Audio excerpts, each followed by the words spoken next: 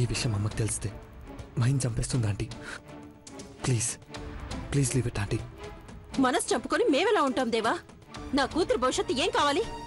నేను ప్రామిస్ చేస్తున్నాను aunty, my లైఫ్ని నేను సరిదిద్దుతాను. వాడెందుకు ఇలా చేస్తున్నాడో నాకు తెలుసు.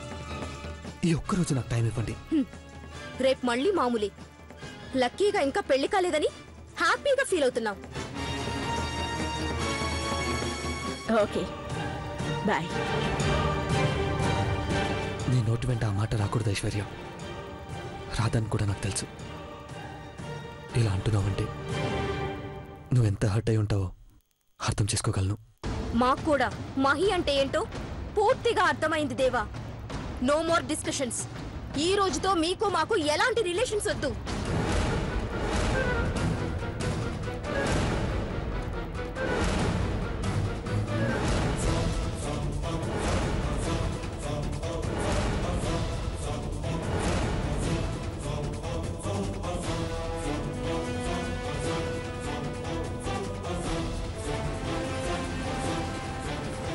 ఐశ్వర్య ఆంటీ, మీరెవరు మహి గురించి ఆలోచించకండి.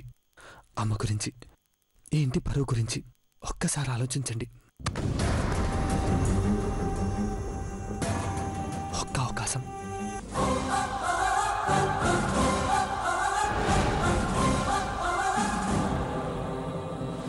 మైండ్ నేను మారుస్తాను. వాడు ఇంకెప్పుడు ఇలాంటి పిచ్చి విషయాలు లేకుండా నేను చూస్తాను. ప్లీజ్ ట్రై టు అండర్స్టాండ్ మీ.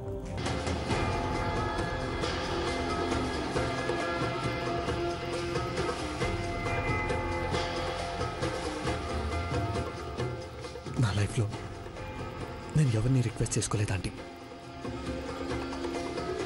నా మీద ఏమాత్రం రెస్పెక్ట్ ఉన్నా ఈ విషయాన్ని మీరు ఇంతటితో మర్చిపోండి. పెద్ద బాబు,